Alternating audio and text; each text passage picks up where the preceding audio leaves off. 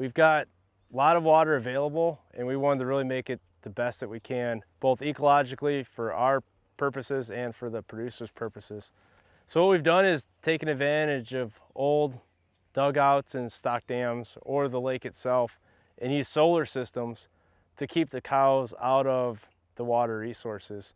And it's a really good system because we can take water out of potentially sensitive wetlands and keep the cows where we want them and where we think we can have a little bit of disturbance.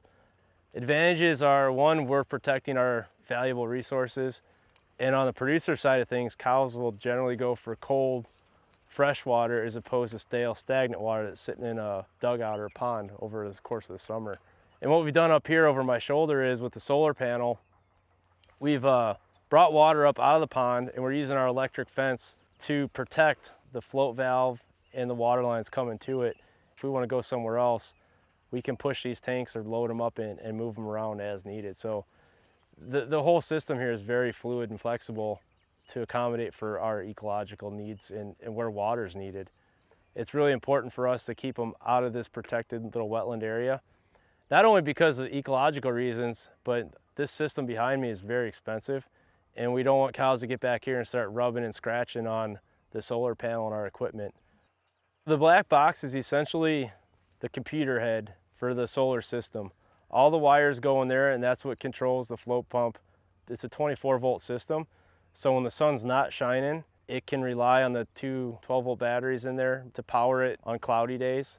The batteries are supposed to go for upwards of 4 days on what they have on their own. So everything's grounded. We can keep spare tools and parts in there as well. So if you're ever out here in a pinch, there's extra hose clamps or it can be extra things and instructions so you can call right away if there's ever a problem. The hose there is 100 feet of hose that comes typical with the system. And that gives you flexibility. You could add chunks of hose to it as you want. The hose you can buy at your local farm store. So once again, it adds a whole lot of flexibility to what we're trying to achieve out here. It's rated to lift about 16 feet.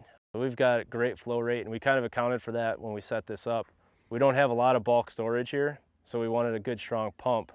We want that open prairie looking landscape, so we didn't want to have a multi-thousand gallon bulk tank sitting out here. So using these solar systems on public land that's got to be removed every year is important to us. And this is a really good system. It's one person comes, you throw the float in, connect the wires, and you can walk away. We've had no problems with the solar panels. This is our first year with them. They're rated up to 2-inch, 1.5 to 2-inch hail at 100 and some miles an hour. The bigger thing with the solar panels in this country is the wind. Not only do we put a 6-inch post on it, we bought bigger bolts so the brackets would fit on it, use concrete, multiple ratchet straps to try to keep that from shaking. And then in the fall, it's pretty easy to take apart. You undo all the wires, they clip. You almost can't clip the wires wrong because of how the manufacturer set them up.